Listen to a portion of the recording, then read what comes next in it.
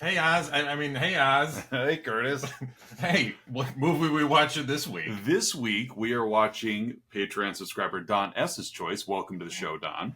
We're watching his choice as we have a movie marriage of Forrest Gump meets Inglorious Bastards with a little bit of Roadhouse and a whole lot of Harry and the Hendersons. Perfect. Good call. Good call. This week we are watching The Man Who Killed Hitler and Then the Bigfoot.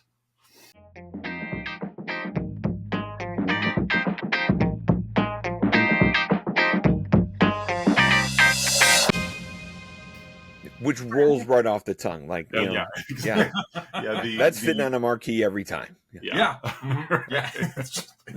There's a character limit to the theater marquee. There's a guy at old theater with this, with the letters on the pole, going, "God dang it, this is just too much." Yeah, just sweating across his brow. I only got to Hitler, guys. What are we gonna do? Right. I hope we play Ed TV next week. Yeah, exactly. We're playing M. Right. So, welcome back, listeners and viewers, to another episode of Let's Talk About Flicks. We've got an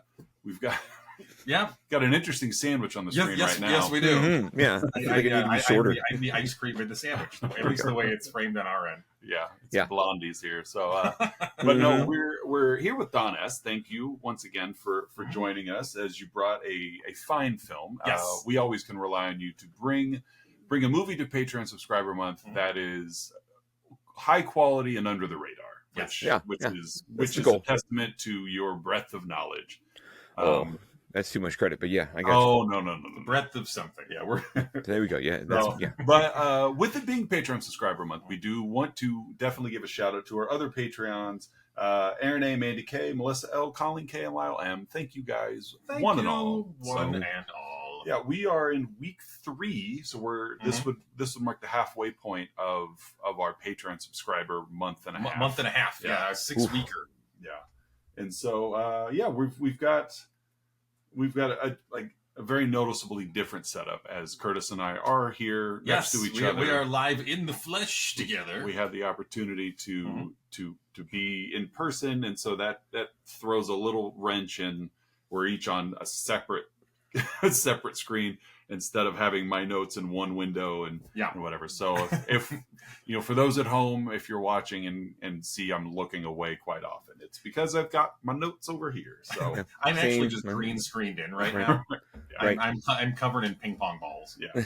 So, motion cap. Yep. This is it's all live mocap. We spare no expense. Yep. So. It's all that Patreon money. Like, hey guys, thanks for the budget. It adds up, and the budget is unlimited. So Don, tell us a little bit. How did you come across this film, aside from just the movie critic world? Unfortunately, it's the movie critic world that got me here. A couple years back, this is 2017, 2018 or so. I got tasked or solicited, I guess, to cover Fantasia Festival out there in the East, and I couldn't make it in person because I don't have the Patreon money. You guys got to just be a jet set. We lived on motion cap. So. Yeah. So I was able to cover this one virtually, and it took quite it took a bit of an undertaking to do it because this is kind of the big premiere one, and we don't normally do this one digitally, and if you do, you need to say that it's from Fantasia, and there were some notes in the review to kind of make sure that it blasted what it had to blast for them. But this was right after Sam Elliott did what was the film that he did with Brett Haley, where it was kind of like a biopic, but of a movie star. Which one? Mannequin 2 on the Move. No, I wish it was that one. But no, he did. Gosh, what? He played a great mannequin. Yeah, it's fallen out of my brain. But he did a movie where The Hero, I think it was called, where he played kind of like same thing, kind of an aging movie star thing, where it was kind of a Sam Elliott showcase of sorts, because it was a smaller independent movie from the director of Hearts Be Loud, and I liked that movie. We covered that movie. Hearts Be Loud with Nick Offerman. Yeah, you sure did. Darn movie. One of my favorite episodes you guys did was Hearts Be Loud. So, but no, seeing that movie and knowing that Sam Elliott was in this, and then obviously I got tricked like everyone else by that title, going, well, this has got to be good. So, again, I kind of had Rutger Hauer, hobo with a shotgun vibes in my head. Where that's exactly how I framed I'll watch Sam throw down. And then I watched the movie and I'm like, kind of lean a little more and lean a little more, and I'm like, okay. And then Sam I'm must happy have I got thrown a down thoughtful numbers. character I study. didn't know it'd be getting misty at a movie with the word Bigfoot in the title. I know. So I was happy to go through that experience and be able to promote it and review it and be an early Rotten Tomatoes guy on it. And but that's how I landed into it in terms of because I think it came out so early in that festival that it didn't come out for several months after that, and it still kind of landed kind of a little bit VOD, a little bit theaters. Like I think it made I saw 32 box grand. office. It's only like $3,800. Yeah, like I feel bad that it didn't get a good look at other places, but because it's like you said, it's got Sam Elliott, who normally is a big enough. I don't want to say big enough star because he's had his years in town, but like that's a name that could get a multiplex or an indie run or two somewhere. And then Ron Livingston, you have Aidan Turner coming off of the Hobbit movies, where you have enough, at least a little bit of juice to get somewhere. But no, happy to discover it and find it. Happy to give it some love at a festival, and that's as far as I was able to get. Yeah, with it. I think this movie, despite its quality, it's high quality. Yeah. I think it has, it's that combination of all the wrong ingredients.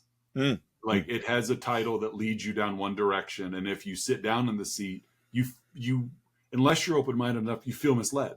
True. Of like, oh, well, because the movie kind of starts off pretty banging in a way, you know. Yeah, it gives you that impression it's going to be what the title. And then you just hit a lot of dog walks and trick ankles.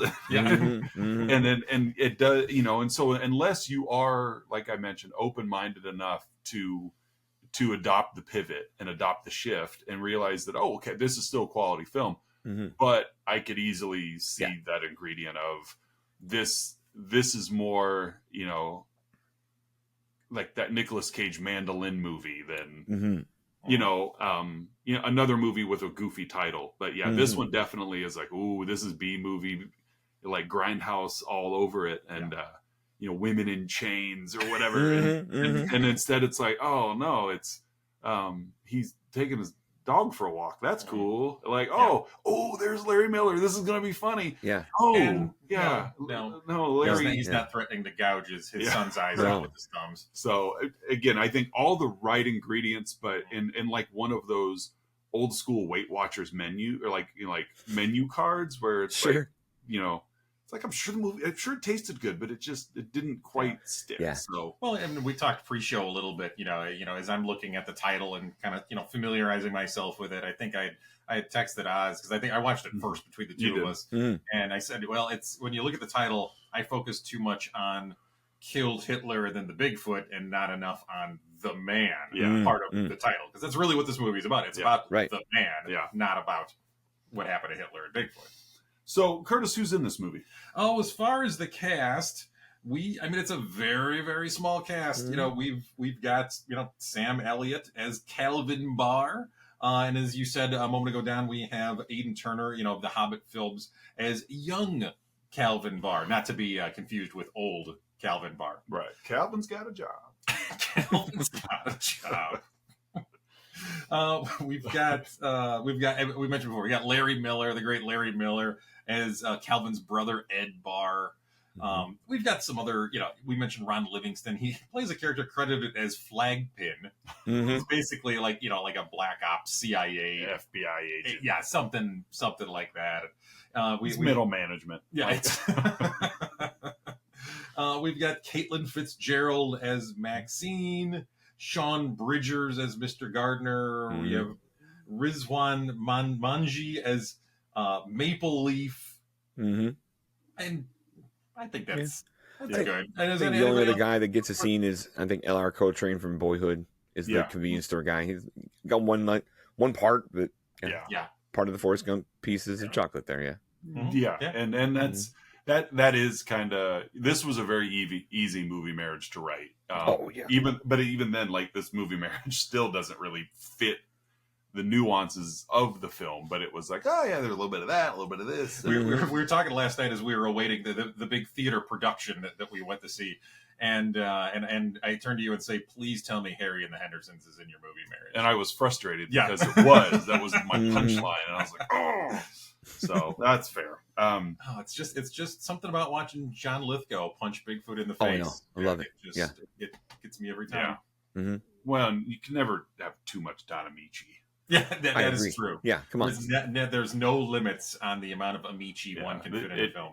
Every movie should have an Amici quota. Yeah. Mm-hmm. It's at I'm least changing the name of the Amici. website. Every movie with Don Amici. Yeah. Yeah. Exactly. Rebranding Squarespace tonight. You and me. Yes. I got this. Yeah. So, all right. Well, with it being you've brought this, but we alternate in the Let's Talk About Flicks universe to where I kind of handle the plot, and so Don, we're gonna tag team this a little bit. You betcha. And so movie starts out just super quiet, but again, with a title like this, you don't expect modern day Sam Elliott to be like, you expect him to be the man, but when you sit him, we were introduced, he's the only guy in a bar and he's sipping his shot of drink sarsaparilla, I think it was sarsaparilla. So and he's just Sam Ellioting all over, he's just sitting there and he's lost in his thoughts, and even the bartender is, what you thinking about, and it's just, you get the vibe of like, oh, here we go, he's on the other side of that. He's on the other side of the Hitler. He's on the other side of the Bigfoot, because just based on the environment, it's not World War II, you know? And so we're like, okay, he's reminiscing. All right, here we go. And he just reveals that. Go ahead. Well, that sound, like a sound kind of triggers his mind, and we get that quick cut where it sends him in, where we see him apparently in disguise as a young military officer kind of coming into a German bunker, and we go, oh, you're right, like, is this go time? And him checking in with security is a nice little scene where it's just kind of like, going through the motions, trying to put up the right face to avoid suspicion and all that. And then we kind of see him kind of get past that quick little screener, and then out of nowhere, walking down the hallway like he's an Avenger, puts together this makeshift pistol on all the little parts that made it through security, and you're like, okay, and then click, the bartender's whatever sounds back in modern day, click him back, and and I really did like those cues throughout the film, because we've all seen a laundry list of movies that jump back and forth in time and reminiscing or whatever, and a lot of times it just happens. Like, it's the cut to the next scene, to where there are some movies where it's confusing of where we are, because what movies have we covered that we've gotten lost in? Where are we in time right now? Yeah, we had one, recently. Let me pull up our list here. Yeah, where it's just, you have a hard time just keeping track of when you are, where you are. I know Fried Green Tomatoes did a pretty good job, just because of the clear age difference. Yeah. So In Terms of Endearment was the movie we were trying to think of, where it was hard to keep up with. Just it's still told linearly. You're not skipping around in time, but it's like, okay, like the lead character is 10 and now she's 17 and now she's in her early 20s, and there's no indication. And unless you just based on the amount of children in the house. So that's now she has 2 kids. So we must be okay. Now we're in the future. But no, as I was saying, I did really enjoy and appreciate the very obvious cues of when we're going to jump in time. And I liked how they were done, because it was done with a sound or an image. Something. It was a trigger. It was always a trigger, and it was a trigger for Calvin. It wasn't a trigger for the audience, and so that helps when we're not just whisked away to another time. Exactly. When we're seeing that trigger happen. So, he's reflecting, and we, like you said, we get the Nazi bunker scene. We have an idea where that's headed based on the title alone, but we don't get there yet, which again is smart editing and smart directing. I agree. Cut back to Sam Elliott, for some reason parked 4 blocks away from the bar. Because he takes quite a long walk in a town with plenty of parking. One community lot, and it serves, and it's literally for the entire community. So he's just shambling along, and he's as you said, Sam Ellioting, and as would happen, he gets jumped by 3 muggers, because that's what happens after a night of drinking. When you have to walk 4 blocks, and again, in small towns with plenty of parking. And the movie still is. We know exactly what's going to happen. Like, I'm still high on the title of, well, if this is the guy, then these 3 idiots, and and he disposes of them. Yeah, takes them apart. Give us your wallet and give us your car keys, and we're taking it all. And there's 3 of us here, and he quickly dismantles all of them. One even has a gun. It doesn't matter because he has a pipe. So, is he Daredevil? I think I've never seen Sam Elliott and Daredevil in the same place. And neither has Matt Murdock. I checked Disney Plus too. Like it's not. It's got to be him. Yeah. It's got to be him. I mean, that would explain all the hallway scenes that Sam Elliott was in. And Sam Elliott is already in the Marvel universe somewhere because wasn't he Thunderbolt Ross? And, that was William Hurt. No, William Hurt. Well, I think Sam Elliott was there somewhere. Yeah, we can see him in. He's got to be way. Okay, fair enough. We know he was there because Captain America took place during World War II, and we know who killed Hitler. Yeah, so. I mean, by definition, we didn't see him on screen. This movie is MCU. Right. Chronologically, it happened. Yeah, it's just writers get together. We know the plot of Captain America 5 now. Right. Yeah, I think the 6th Infinity Stone was lodged in Bigfoot's gullet. And maybe it's really the plot of this. It's the puke stone. That's what it is. That's how they got it out. We're getting ahead of ourselves, but yes, it's that. And so what this movie it really offers us as viewers is this in and out of day in the life of Sam Elliott, as Calvin, and then flashing back to really when his life was better, and so it's a small town. I don't know what town it is. It doesn't matter, but you could tell it's a small town. Small town USA. And so he goes to he walks into a barbershop. We don't know who it is yet, but he walks into a barbershop and they greet each other. And of course the barber's like, "Did you get your haircut somewhere else?" "Yeah, I did." And it's Sam Elliott. And that's a good Sam Elliott. By the way. Thanks. I've been working on it. Yeah. And so, but it turns out to be his brother. Larry Miller playing kind of against type. Larry Miller tends to play like more abrasive characters. Yeah. He's very professional, very soft, very soft. Yeah, very modest performance. And so he's just a little brother, and they let me shave you, and then that trigger back to pre-Hitler stuff. So again, the chronology of the flashbacks don't really matter because they're there, but we get this kind of cool scene where he's sitting with shaman I don't know, just this mystical guy of some sort, and and there's this big long talk about trust and working together, but at the same time, like, this guy does not appear trustworthy at all, but long story short is we need this to happen, and so the movie never does, and I appreciate it. It never does explicitly like go into all of this, and I know I threw Forrest Gump in my movie marriage, and that was all happenstance, but this movie is more you work, like, these are jobs that we need you to do because you're a super soldier and we need it. That shaving scene was fascinating because, like, you have this very chatty barber, who's obviously not a barber, just knows how, but just dropping omens after omens of things that, will go on in your life and the way things are while he's chopping up Aiden's face. And like, it's quite a frothy scene to kind of get you going, like, oh, whatever's happening next is going to be, answer all these omens. And then, we go back and meet a girl in small town America.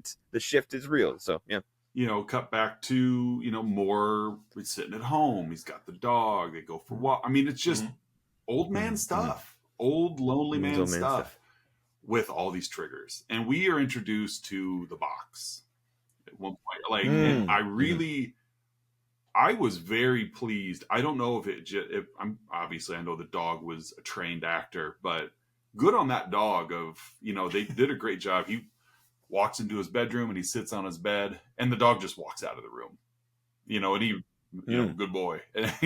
And he just takes this wooden box out from under his bed and puts it right back under there. And whatever is in there, he's not ready to face, which just tantalizes us as the viewers. Like, come on, we know we're going to see what's in there. It's going to be the soul of Ving Rhames. You literally beat. I was going to jump in with that. It's going to open up and it's going to glow. Yeah. And John Travolta is going to look at it with a look of awe and amazement. Right. See, I think it's the soul of Patrick Swayze. Might be that too. God rest his soul, pancreatic cancer. Could be that guy's throat. It just says crazy for Yeah. It could be the guy's throat from Roadhouse. He's in his Chippendales pose. Yeah. I picked this up for you after you took it out. Yeah, it'd be great. And so larynx, fossilized larynx. It's just like a Tiger Beat poster of Patrick Swayze. That'd be even better. And so we get another, flashback of, and I did not keep track of the order of said flashbacks, but we meet his young lady, someone that she's a school teacher, and they cross paths and they start a relationship, and we see that there are other things in his life that matter to him that unfortunately aren't allowed to matter in the grand scheme of things. And so we get a few, we get like a date night where he's gonna propose, but then like the parents of one of her students stop by and like, I don't know why. I mean, I know that kind of sucked the wind out of that for a moment, but it's not like it was her ex-boyfriend that came up to her. Like, you can still propose. Exactly. You can pull that off. Just give him 5. Oh God, we ran into a parent. I had this all scripted out. Right. Get another loaf of bread. Get some breadsticks at the Olive Garden and take care of it in the check. They were at a Fazoli's. It was that or an Olive Garden. Fazoli's. Right. Free breadsticks. Yeah, it's that. Exactly. Yeah. She's teacher salary. Yeah, you only go to places with definitely. cars. Maybe a Sbarro in the mall. Sbarro, in 1945. We've talked before. I have a soft spot for Sbarro. It's terrible. Like, it's terrible. You physically feel worse and regretful after eating it. That's why you have a soft spot. It's a rotten area. it's a medical soft spot. I was being literal with that. The doctor says, "Oh, you got a bad he's case. lost 3 ribs. You got a bad case of soft spot right on your side." It looks like it smells like Sbarro's. And so we get some of these mentions there of the girlfriend, and of course we know he goes off to war, so we get a cutback scene of when he's leaving for war, and then little Larry Miller hands him this like pewter dinosaur that's his favorite, and that's the good luck charm. And so so he's in bed, and it's the night before he's going to be leaving. The girlfriend's throwing rocks at the window, which thankfully kids don't do that anymore, but I think that was the only way to communicate with your loved ones back in the day. It's just rocks at the window. Yeah, it's like, hey, why didn't you answer me? I rocked you last night, and pebbled you or whatever. Pebbled, yeah. I think. Let's go. Yeah, maybe softer than. I went out. I went out stoning. Like, I think whenever I'm starting to see why that went away. Whenever the happy phones are showing up here. Whenever the global EMP hits and we have to go back to analog everything, I think we will go back to pebbling.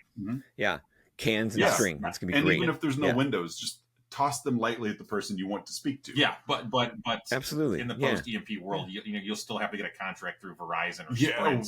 They'll provide the pebble. Exactly.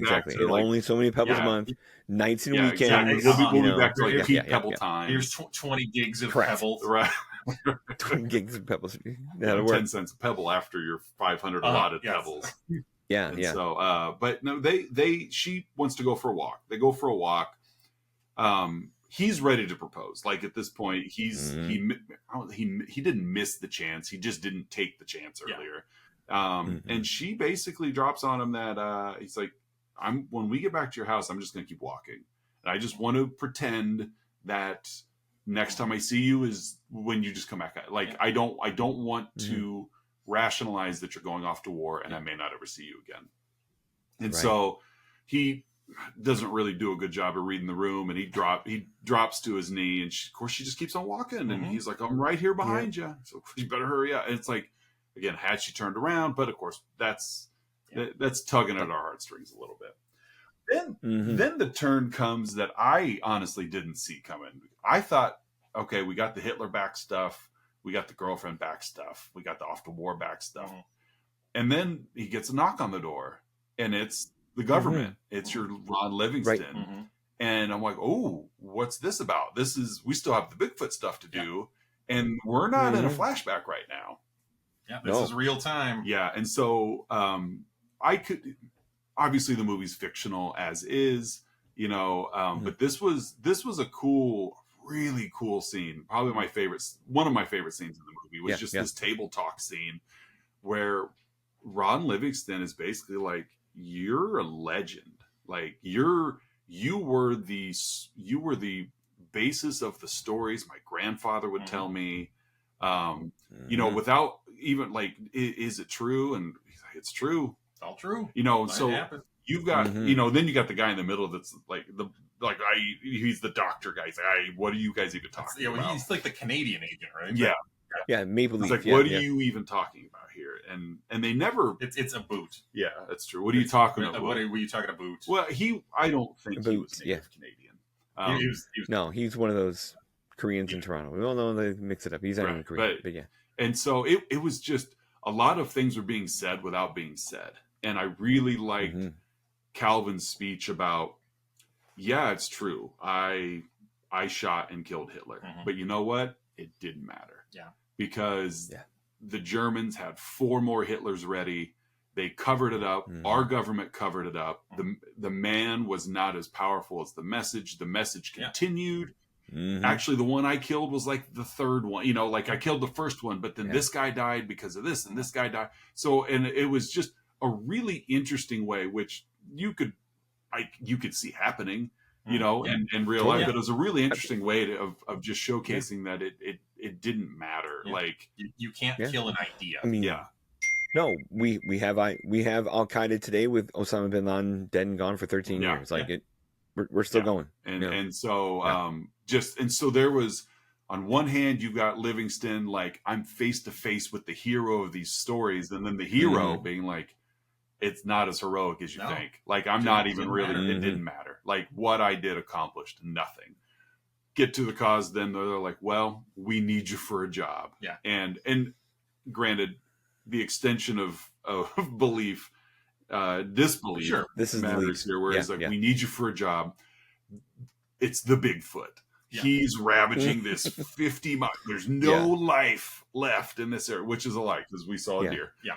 I picture like a WWE vignette when he's like, it's the Bigfoot. And then you see like a cut screen, like Bigfoot like this, like, see you on Friday, like it's UFC pro, Saturday. Jimmy Hart's next to him with a megaphone. Exactly. Come see the Ultimate Warrior and Bigfoot. And Gene Okerlund's over there. Bigfoot, what do you think about Sam Elliott? I tell you, it just has no words, but pukes in a bucket and then roars again. And it's the actor that plays the Berserker. He's the Berserker as Bigfoot. Yeah. And so, but they try to base this in science, which was kind of cool. Of like, look, he's walking disease. That that if the Bigfoot gets out of this circle of contamination, he's going to destroy the world. If he hits a heavily populated area, we're done. Yeah, and so again, it's a really cool premise of, we just think of the Bigfoot as this Sasquatchian monster that's hairy and walks around and whatever, but they're basing it like, no. It's almost, they're taking the Hitler thing and doing the same thing with Bigfoot. Of like, Bigfoot represents more than just this figure in the woods. It is again, mass destruction. And right, he's going to wipe out everybody, but there's only like 3 people in the world that are immune to the disease. I know, it's like, oh, good Lord. Yeah. World War Z that's here. Somebody telling later, I'm sure. There's only 3 people immune, and one of them's only a child, and it's got to be you. And he's just like, I don't work for you anymore. But tugs at his heartstrings and realizes, okay, I'm going to go do this. One more job. It's the classic, like grizzled aged hero. Exactly. I got one more job. And so, real fun. I almost threw Commando in my movie marriage as they go into this bunker. Yeah. And he's like, I want that gun, that scope, and that knife. And then, to be fair, and I told Curtis this, this is a pretty slow moving film. And Sam Elliott is not really known for his speed, which is great.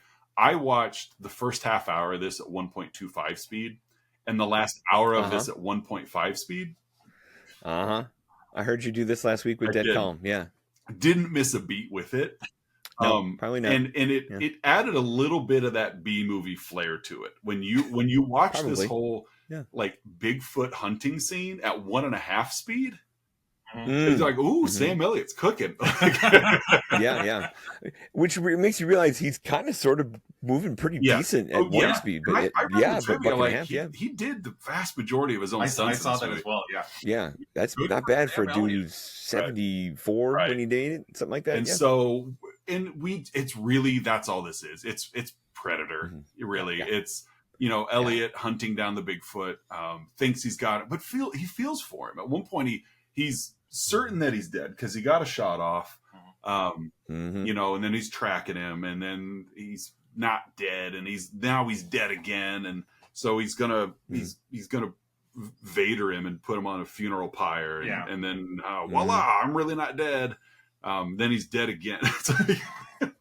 He gets him a lot. Like, he gets a lot of opportunities to kill this thing. Well, and it's a good thing that that Calvin is immune, because in this hand-to-hand fight between, again, Don, you kind of insinuated earlier what happens here, but why don't you, Don, describe what happens during the hand-to-hand fisticuffs here? Right. Like you said, though, in the false kills and near falls of WWE fashion, Bigfoot kind of gets one over on Sam, gets on top of him, and just heaves some nice orange goo and things all over him. Where finally, like, I think the promise kind of said, like, all right, the body horror and the trippy stuff's showing up. Here we go, but it lands on Sam, and Sam, of course, has this glorious silver fox hair in the stash, and you're like, no, not the stash, but Sam takes it. There's some hand to hand. I think the knife comes involved because he picked out the right knife and was able to finish the job, but not before a little bit of just one thing to kind of go, in a movie that didn't make you do that all the way up to this point. I think that was the rancid peach cobbler that the Bigfoot had eaten earlier. Yeah. I'm sure they're in craft services like, I want that parfait, I want that custard, and I want that pie. We're going to put this in and let's go. Let's do it. So, so Calvin gets the kill. And the movie, Curtis and I have had a lot of conversation about the rest of this movie. Cut to a funeral scene for Calvin. Okay. Because he was wounded. He was very wounded. He was wounded during it. Ooh, very wounded. Yeah. Ed is doing the eulogy, and it's Cal. And you know what? I wasn't surprised. Like, when they cut to this funeral scene, I'm like, he just went 70 plus years old and just went toe to toe with the Bigfoot, which honestly I thought would be bigger. But I guess that's common for a Sam Elliott movie. Things being told, I thought you'd be bigger. Yeah. It was more like the adequate foot. Right. Decent sized adequate foot. Good call. Yeah. Then the guy in the marquee's like, adequate foot, dang it, there's more letters. Just make it Bigfoot. Pick a title. And so cut to the funeral, and again, it makes sense. It totally makes sense. Like, you know what? He finished his life the way he's lived it. Doing a heroic action. Went out a hero for everyone else. And so we're like, okay, that works. And we get a really touching scene where we see, and again, this didn't surprise me at all. Of Larry Miller brother taking the dog out fishing, and we see Calvin walk out of the woods. You know what? I'm like, doesn't surprise me at all. This was his way of, I'm done. Cover for me, little brother. And they have a nice touching conversation. Well, they start to have a touching conversation before Calvin's just like, basically, just shut up. Let me relax here. Yeah. He gets to see his dog.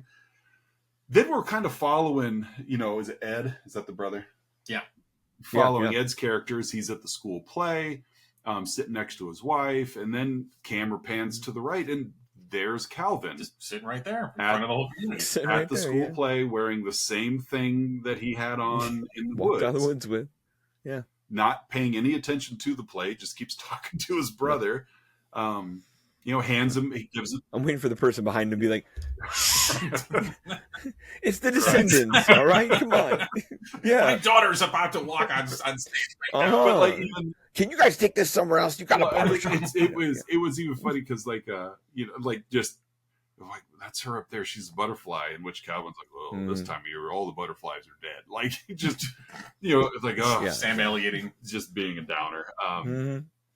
But again, he's out in public, and then we see him at home, and and he's been messing with something in his shoe the whole movie, which he can't find what it is, and he finally brings himself to get into the box, and look into, and it's like, and then the movie, it kind of wraps up, which is fine because we've seen him kill Hitler and we've seen him kill Bigfoot. So we've checked the two boxes. We've seen the Star Wars, so we're good to go. But yeah, it's just that third. I don't even want to call it really the third act. Like final reel, like 15 minutes. Like kind of an epilogue, kind of an extended epilogue. It raised a lot of questions for me because it was just confusing as to, is this real? Is this a figment of Ed's imagination? You know, because Curtis and I have had a lot of conversations. I'm gonna save that for my haunt. That's fair. I'm gonna ask your opinion on something a little later. Yeah, we'll get to that. And so he goes for a walk and he takes his shoe and something finally falls out of the shoe. What I couldn't make out what it was. I was watching my iPad. I couldn't decide. Was it the ring? Was it a pebble? Was it? I think just I thought it was. Just, I can't picture our engaged ring. Right. Oh, so good. Well, that's where it went. It had the Verizon logo on the pebble. That's true. It's good point. When leftover data, we call that rolled over data. When she threw that stone at the window 50 years ago, he went and found that stone and put it in his shoe. That's the one. Yeah. And stashes it in his mustache. That's where it's been hiding. Yeah, that's safe up there. And really, that's the movie. That's the end of the man who killed Hitler and then the Bigfoot. Yeah. Remind me here at the end, when he finds the in the flashback where he finds the letters, how he missed his chances with Maxine. Is that after the Bigfoot death and in between the Larry Miller stuff, or is it before the final hunt? No, I believe it was after the Bigfoot. Part of this episode? I think it was in the wrap-up. Yeah. Because that's what I was expecting. Because at one point, he, like, in his youth, he throws the box away. Yeah. And, puts all the letters, like, takes them out, puts them in the box, throws the box away. We hear the garbage truck come and get it. So it's like that is done. It's just... Yeah. Well, in the context of the narrative, too, I'm finding that letter sequence was in the middle of the he had shot and wounded Bigfoot, and he was it's another trigger piece. Yeah, his final remembrance back, and part of the message of this whole movie is also just about like regret and take acting on things when the opportunity is there, and so he's gearing up to go kill again, which he's been avoiding for decades, and he's remembering the moment in his life where he had the opportunity to embrace happiness. But then it landed again an interesting way, like you said, of ending the movie and swirling it where you can swirl it in terms of, like you said, reminiscence and nostalgia and callback beats, and it's maybe it probably counts as amateur hour in a certain way, because I think this was the first time filmmaker he was able to score Sam Elliott. We're you saw how this is a tiny budget movie, trying to make a film festival where this was in different hands. I think this crescendos differently. It definitely was. We've got a title, we've got some scenes, but we're not really sure how to wrap things up. So, and again, it didn't detract from the movie at all. And we'll get into a little bit with your of just those question marks of what I think the perception is left to the viewer of what's going on. There's definitely a lot of jump to your own conclusion. Yeah, again, jump to conclusions. Ron Livingston brought the jump to conclusion. He brought the map. Exactly. Like, I know just such a universal as we leave. Maple Leaf, get the map. So. All right. Well, hey, every week, Oz and I, and with Don joining us this week, give our own unique rating to the film that we yap about. In this case, 2018's The Man Who Killed Hitler and Then the Bigfoot. Don, would you care to lead us off? How would you rate this? Sure. I give the movie 9 movie marquee letter words. There you go. Yeah. A lot of work for the guy on the pole. For the guy with the suction cup on the extended pole. Yep. Poor guy. I'm going to give this movie 8 almosts. There's a lot. He almost looked in the box, and he almost did this, and he almost did that. And so just a lot of almosts. 8 of them. Exactly. That's how many I count. Okay. 8 almosts. What are you giving it, Curtis? I'm going to go with 83 servings of peach cobbler from the craft services table. Okay, nice. That'll work. Perfect. Good call. All right. Well, hey, every week, Oz and I scour the interwebs searching for unprofessional reviews that tickle our funny bones, and we hope they tickle yours as well. In our next comedy segment, outside insights. Don, may I ask, have you prepared an outside? I have. Perfect. But you know me, being a Rotten Tomatoes certified guy, I went and got a professional insight. So I know, got a damn one of the peers here. So this is from Tom Long of the Detroit News on Rotten Tomatoes. He's a top critic on Rotten Tomatoes, and he's very hung up on Sam Elliott crying. Quote, he says, "Second, Sam Elliott can now be confirmed as the greatest crying actor ever. He's currently nominated for a Best Supporting Actor Oscar for his role in A Star is Born, which features a big moment when his eyes are welled up with tears. Well, that's nothing. In this film, the guy absolutely breaks down in a spasm of red-faced anguish after pretending shooting someone in a poorly made Bigfoot costume. It's like he shot his own mother, brother, and wife all at once. Now that's acting." Cynics might think the man who killed the Hitler and the Bigfoot is only now being brought out for some long forgotten storage to capitalize on Elliott's Oscar nomination. But no, this is actually the film that he shot between The Hero and A Star is Born. Apparently, just because you can cry on demand doesn't mean you have good taste when it comes to scripts. Given our current life in this upside-down world, the film will inspire doctoral dissertations, be shown in respective series at the Museum of Modern Art, and sweep the Academy Awards next year. Elliott will tearfully collect his second Oscar, and all the world will be wondering, is he really tore up or just the greatest actor ever? And he gave the movie a D. Wow. Yeah. Good job, Tom Long from Detroit. Yeah. By the way, red-faced anguish. I think that was one of the new Legion of Doom members when they did Legion of Doom 2000. Yeah. Red-faced anguish. Good call. I think it's also the name of red-faced anguish is also playing Wild Budweiser stage. Yeah, I think it's also the name of the house band that's made like inter-office band. Like you got staph infection band, or you got a League of Teachers, but that was over at the psychiatric hospital. Their band is called Red-faced anguish. Now take your medication.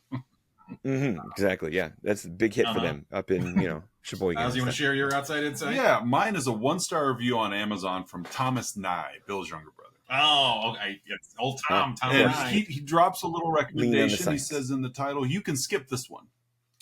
I am a huge Sam Elliott and Bigfoot movie fan. When the movie started, I said, I've never seen a Sam Elliott movie I didn't like. When it was over, I said, well, that's a first. Just very poor plot overall. Bigfoot looked like the little Bigfoot kid on the Land of the Lost TV show. If you feel like you must see it, stream it for free. Don't waste money on it. Guy talks to himself before and after his movies. Yeah. I've never seen a Sam Elliott movie I didn't like. Yeah. I have. Yes, I always have a very, very, very prescribed internal dialogue with myself. Yeah. I actually keep a board. You can't see it off screen here. Of all the actors I've seen in movies, and I take my little lipstick like Steve Buscemi and Billy Madison, and I'm waiting for the movie of them I don't like. Like, there it is. Gosh darn it. You're on the list. Yep. Yeah. So what do you got, Good Curtis? I got a couple I'm going to share. They're all relatively short, and as always, they all come from the Internet Movie Database. All 1 out of 10s. This first one was left in February 2019 by Kirkwargudskix. Oh, he's Swedish. That's it. Yep. Yeah, definitely. It makes he's a chef too. Is this a joke? Did a 6th grader write this? The mustache was the only part of the movie worth watching. Hitler's or Calvin's? Just the mustache. Ooh, good point. Yeah. The next one, also 1 out of 10 from Roof and Build, also left in February 2019. Seriously awful. Great title that got me intrigued, but it took 60 minutes before Bigfoot was even mentioned. The moral of the story, God only knows. Don't waste your time with this unless you like, just like watching the drop-dead gorgeous Mr. Turner or listening to that wonderfully husky, sexy voice of Mr. Elliott. That guy clearly writes for the Wall Street Journal. Yeah. That was actually an editorial. It wasn't Mr. a review. Mr. Yeah. I'm going to share one more. This is from Helena, left in April 2021, right in the thick of COVID. Total dross. What an unutterable, nonsensical, incoherent, and incomprehensible steaming pile of dung. I've got a feeling that an 8-year-old wrote it. All these positive reviews. How? Emperor's New Clothes, or has someone been orchestrating all the positive reviews? Ooh, conspiracy theorists. It's such a shame that an actor of the stature of Sam Elliott was hoodwinked into starring in this, it will diminish his legacy. Yeah. I think we had a similar one. I did a similar one last week where they duped Nicole Kidman into starring in Dead Calm. So the only story I know about duping is when Bill Murray thought a Coen brother was directing Garfield. Other than that, like these are choices that these people are making. Oh yeah. I think after like the second day on the job, like, okay, I'm really here. You know, like it's good. You're stuck there, buddy. You know, I'm pretty sure that opening scene of Sam Elliott in the bar was actually just found footage. It was security footage from the bar when he realized what he'd done. And then they black bagged him and took him to the movie set and tricked him. Yeah, threw him in the van. I think this is Roadhouse 2. Better saddle up, Wade. Yeah, come on, Mito. Hey folks, it's that point in the show you've all been waiting for. The Let's Talk About Flicks signature segment, the 3-2-1, in which Oz, I, and Cousin Don share 3 goods, 2 bads, and just 1 about this week's movie, The Man Who Killed Hitler and Then the Bigfoot. So, Don, would you care to go first with your 3 goods? I could. First one for me, you want all 3 at the same time, right? Okay. Yeah, first one, I'll do an easy one. I really did like the editing. Those match cuts and clever transitions really, as a film that does have its slow grind and slow, just its methodical pace and its thoughtful, weight design. You do give it at least a little bit of punch and sizzle when you have those match cuts and clever transitions. So tip top to the editor there. I do like this premise, even if they are going for the thoughtful character study. So I'll throw some kudos to writer director Robert Kruskowski. This is even if he is an 8-year-old in 6th grade, it's still impressive writing. Like I just did essays with my kids, argumentative essays on Friday about which charity they should give money for a charity organization. If an 8-year-old can do this, my 5th graders are put to shame. So good job, Robert. And then the third, I'll say the Joe Kramer score. Joe Kramer did Mission Impossible Rogue Nation. So he's kind of a legitimate Hollywood kind of composer coming down here to a little B movie and making a score. And it's got that kind of throwback David Shire 70s mold to the music. It's not a lot of it in the movie, but what was there, I really enjoyed. So I'll tip my hat to that. Yeah, those are my 3 goods. Thank you, Don. You're welcome. I'm going to go with, and I mentioned it earlier, I like the time jump triggers. Baking them in to where we were going on the journey when he was going on the journey, so it was cool how it wasn't a flashback for flashback's sake. Like he's going there as well, and we're just going with him. So I really enjoyed that. Also mentioned earlier, I really liked that Ron Livingston, Sam Elliott sitting at the table talk about your stories about me being heroic. Let me tell you the truth. And just with pure dialogue. And I thought it was well performed, even with the timing of, Maple Leaf jumping in occasionally. Like, I don't know what you guys are talking about. It didn't matter. This wasn't about you. Yeah. This wasn't even Calvin talking to the government. This was Calvin talking to you as a kid sitting on grandpa's lap. Yeah. Like those stories are stories, and here's the facts. So I really like that. And then I like the Bigfoot stuff. I like just that scene. Yeah, the Bigfoot costume was lacking, but who cares? It's like, only people that live in Appalachia have seen the Bigfoot anyway, and they're not directing films. Yeah. And so I could care less how that looked. It added some action to the movie. It gave him some wherewithal to do something in his current state of his life, and it just was fun. Like it just. Especially at 1.5 speed. It was just enjoyable. It was well shot. I really liked just the cinematography of that sunset silhouette. Yeah. When he caps, when he finally puts the Bigfoot out of his misery at the end. And, and so those are my 3 goods. What do you got, Curtis? I love the themes in the movie, just the overall themes. Same. And there's a couple here, but I'll go with purpose and regret. With you. As I've aged, I find myself clinging more to like what is my purpose in life, and you could definitely see that here. With the Calvin character, what is my purpose? And I think ultimately that's why he decides to go back for the one more job for the government. Right. And of course, just No, I wrote that down too as a possible good was like just I called them principles. Like that whole lottery ticket scene where like I know it's overdrawn and I know it's kind of overdrawn and overdone and probably overperformed by Sam, but just like that's the kind of dude we have here, like a true blue, super honest guy, and I admire that. Too many times we have the brash anti-hero, and it's nice to see a true blue guy. Yeah, so not everybody needs to be Tony Stark. Right. I know. Yeah. My second good is just it's a very engaging story. This kind of relates to your editing good before there, Don, but just it's an engaging story. I like the pacing. The movie does not overstay its welcome. It's an hour and a half. Doesn't need to be any longer than that. Yep.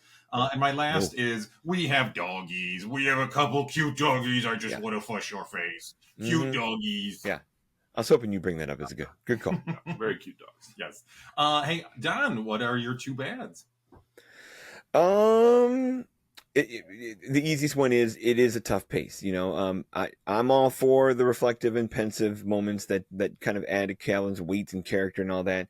But I get it if folks are kind of like checked out a little bit and they kind of were hoping more for a little bit more camp, trading camp for seriousness. Right. Maybe could have given this movie a little zip. So that counts as a bad. I do like the Ron Livingston theme, but maybe Rizwan Manji could be a little better of a compadre there to Ron Livingston, a second heavy in the room in that conversation, because Ron's good, but maybe Rizwan isn't so much. So those are my two. Rizwan being bring a little more emphasis to the Doctor, and then tough pace. Sure. Yeah, tough pace. Very good. My two, I'm going to agree with you on the pacing. I guess if you've got a script and you need to make it 90 minutes and you're not sure how, Sam Elliott's a good casting because he's going to take his time. And so you're going to pad. And so there wasn't anything in this film that I felt was padding the runtime other than just the methodical pace of things. Yeah. Maybe that, like you said, that last reel, the last 15 minutes, like if we're going to epilogue this, maybe we can pinch there. Yeah, because it did definitely lead to more questions than anything. Mm-hmm. But so that's my first bad, is just to agree with you, is there's a reason why I increased the speed of the watch and it didn't detract from the movie. One of it really was because I was so busy this weekend I had to get it in. Sure. But ultimately I was like, I caught myself several times reminding myself, you're watching this 50% faster than it actually is happening. And there's still some scenes that were like, oh my gosh, like move along, please.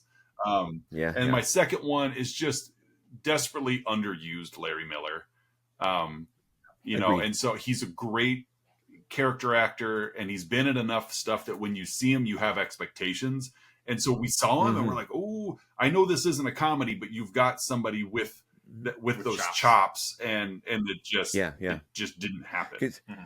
If he's the best buddy in foil in a movie like this, and it did go more camp, where he's the holy cow, what are you doing? Yeah. Like if he's a little more eccentric Larry Miller, that would play into the actor's strengths. Almost like a Tom Arnold in True Lies. I'm not commenting, but just that kind of no, because that movie's played very straight without him. I think I read Larry Miller was out of the game for a while for like serious health concerns, and I think this was one of his smaller comeback movies where I don't know if all of Larry Miller's faculties are quite returned, and that was kind of part of the diminished Larry Miller we saw, I think. Makes sense. That makes sense. But just I felt the production just underused him. Sure. At least in my taste. Maybe he was that's exactly as much as he wanted to be used in this production. But still, maybe I was excited to see him there. And like when we talk Clifford, like there's not enough Richard Kind. Like we need more Richard Kind. Yes, but I think everyone needs more Richard we Kind. All do. Yes. We just need more kindness. That's a society. The world needs Squarespace. Yeah. Change the site again. Don Amici, Richard Kind. We need it. So, change it. Those are my two bads. Curtis, what you got? I'm going to share a backup bad before I get to my first two real bads. My backup bad really dives deep into my nerddom here. Instead of Bigfoot, because this is in Canada, they could have used the Wendigo from Marvel Comics, which is more letters. Which is a Canadian. I'll use the term loosely, villain. Yeah. It's a big beast. Yeah. So basically, if you were in Canadian soil and you consume the flesh of another person, you transform into the Wendigo. So, I guess missed opportunity. Yeah.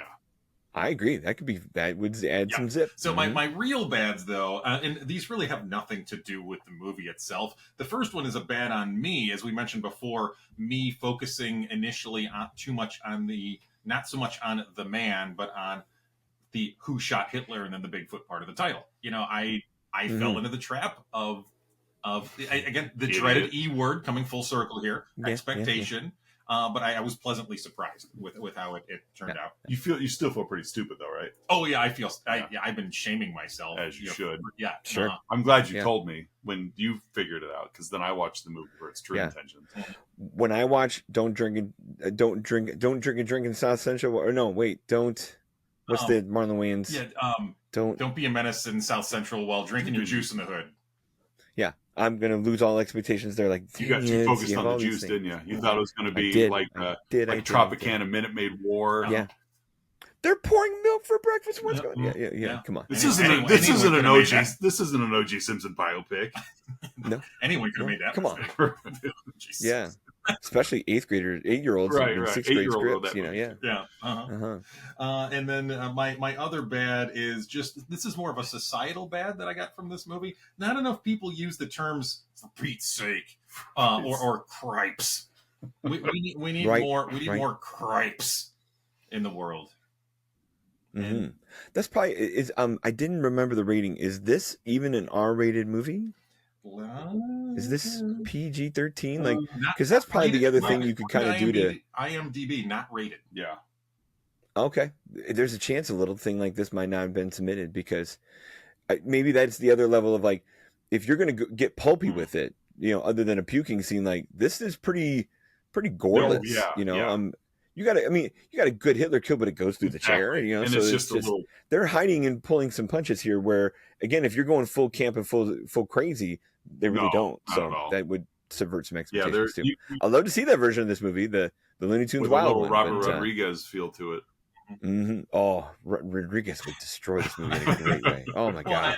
That's the kind of guy that can Sam Elliott would have a gun for a leg, first of all. Absolutely. His fingers would all be like pistols. Yeah. Which would be that'd be cool. I'd spend $12 to watch that. You'd also be wearing Tom Savini's face. I was gonna go with the belt with the gun just because of the PG podcast. Face. Yeah, wear his face. Yeah. Mm-hmm. That's his meme. Yeah, there you go.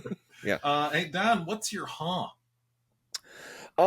It's probably the easiest one. That is the and since it's going first, I'll get it out of the way. The plague explanation and convenience that Calvin's one of the 3 people in the world is a stretch and a half, but we're down for it. We're in it. Whatever gets us out to the woods where he wants that gun and that scope and that knife to go do the job. I'm here for it, but like, it's pretty skinny. Again, written by an 8-year-old explanation of how this plague works. So fair enough. Good. Mm-hmm. Mine harks back to one of the very early scenes when he when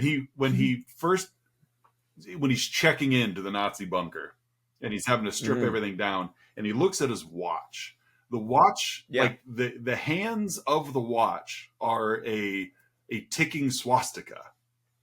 Okay. Which, regardless of the symbolism, looked pretty cool. Like, I'm not siding with anything there, but I'm like, that's kind of a cool thing. My is, how does that watch tell time? as all 4 wings of said swastika are ticking, there's no hour, there's no second, there's no minute. The whole thing's just rotating. I can answer this. On the hour, it rings. It's springtime for Hitler. That's all it does. There that you makes go. sense. There's only one time, and it's springtime. Yeah. Well, I mean, no hours in that. The producers was a documentary. Exactly. Yeah.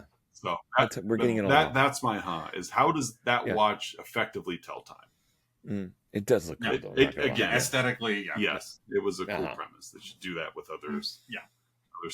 Non-swastika. Other non-swastika items. So, Curtis, what are your treasure trove of Huns? Okay, for my here, Don, and I would love your take. on this. We've talked about it already. Okay.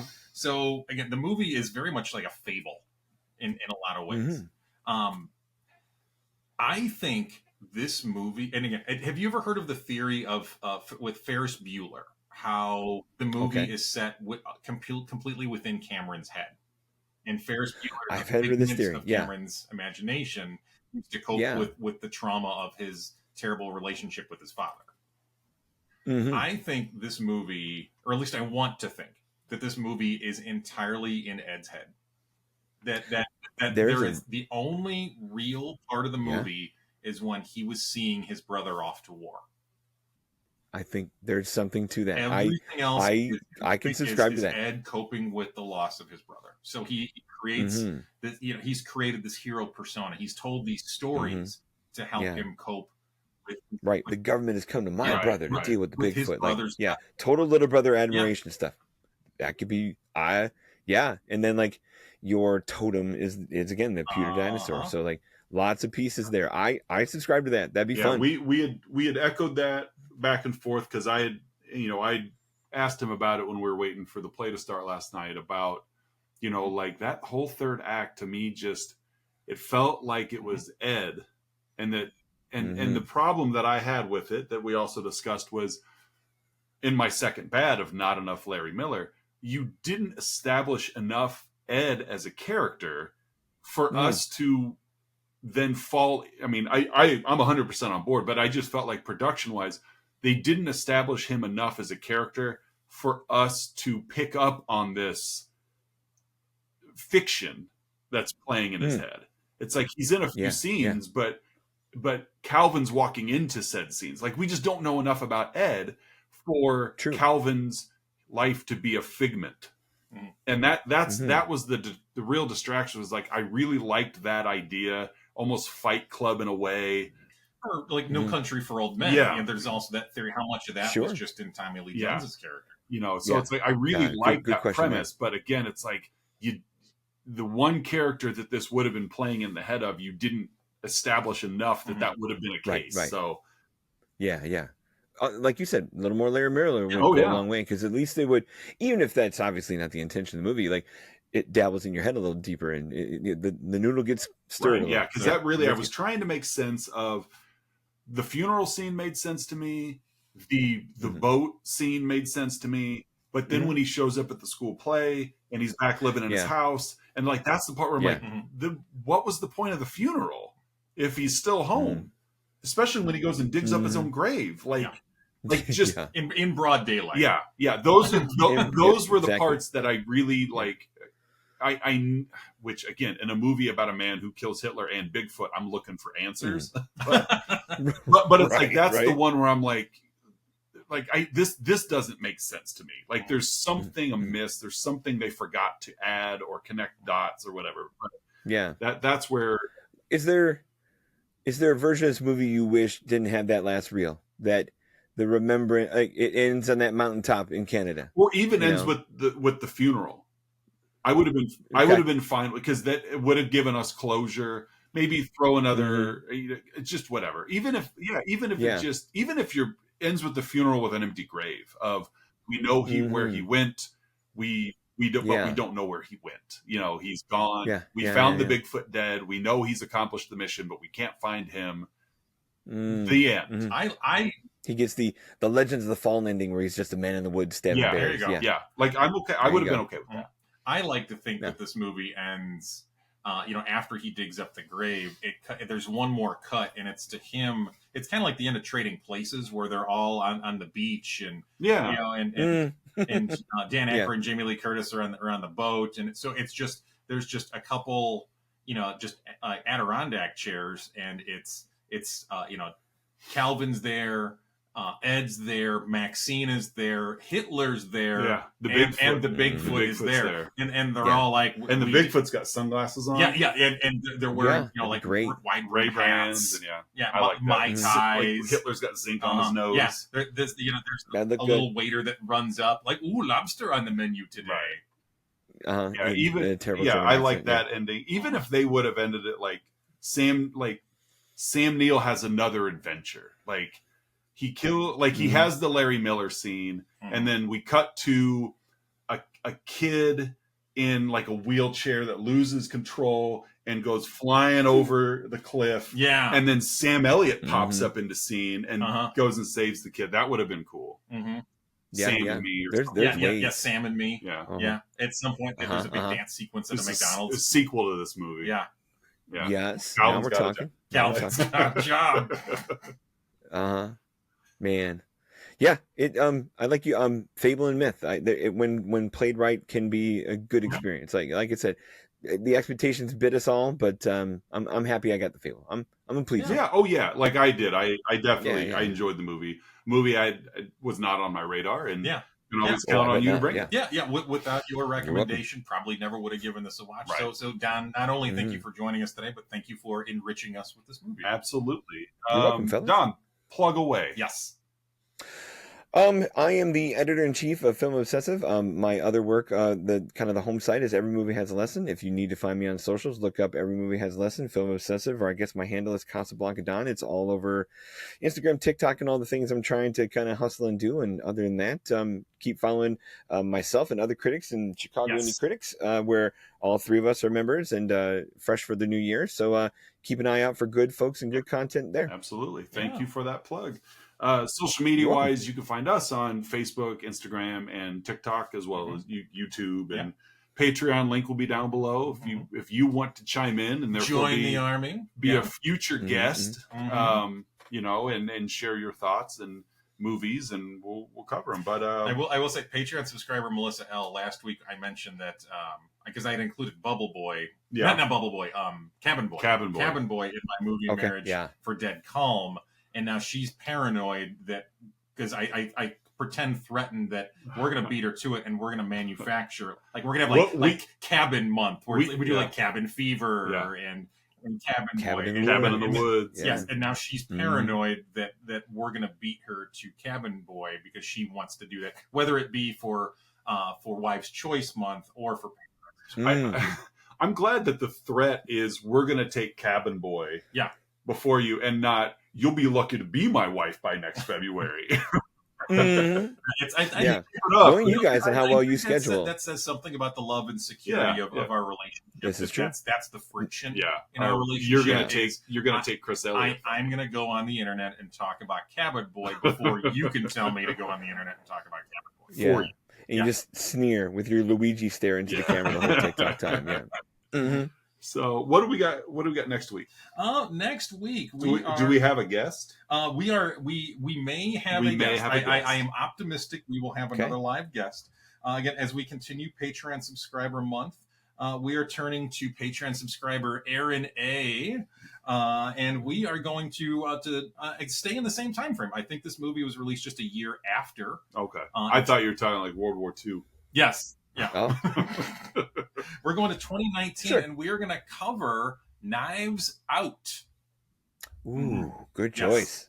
Yeah, okay. Good movie. Yes. That's a twist. I assume you both have seen that. I can't stand looking at Ana de Armas any longer than I have to. So. No, get out of here with that. Chris Evans. No. Yeah, can you put that on buck and a half speed? Yeah. Slow it down. Yeah. No, it's 0.75 and it just so, you have all of Chris Evans's slow denouement also at 0.75 speed. Like, although spoiler alert, this will be the when we're covering Knives Out next week, it'll be the second consecutive movie with someone getting puked on directly in the face by a Sasquatch. Yes, by someone who is or resembles a Sasquatch. We love you, Ana de Armas. Yeah. Mm-hmm. So sweet, that'd be a good one. Yeah, it will be good. We've always got good picks. We got good Patreons. So. Yeah, we do. We have some shrewd, wise Patreons. Yes, we do. So, but yeah, thanks again, Don. Thanks again, Don, for joining us. Yes, there we go. Sliding things a little bit too close together there. We do appreciate you joining us to record today, and as well as for allowing us our hijinks to infiltrate and pollute Chicago indie critics. Yes. Very, very fine with both those things, and great to see you two together despite the circumstances. Nice to see you two on camera together. Yeah. Did you get a chance to listen to our Dead Calm episode last week? I did. I had the blast with it. Yes. That one went off the rails quick, but I love it. That's the best kind. I think the amount of science fiction in that movie gets overlooked. Yeah. Well, as we established, it was written in the 60s, and they couldn't technically they couldn't film it until the late 80s. Technology just for me, I don't know how you tear pants off so well. There's lots of science fiction. Yeah, a lot of science fiction. A lot of deep meaning. Nicole Kidman was a Stepford wife. She was. I also said she's a fembot. Let's just say it. Yeah. It's there. So, man.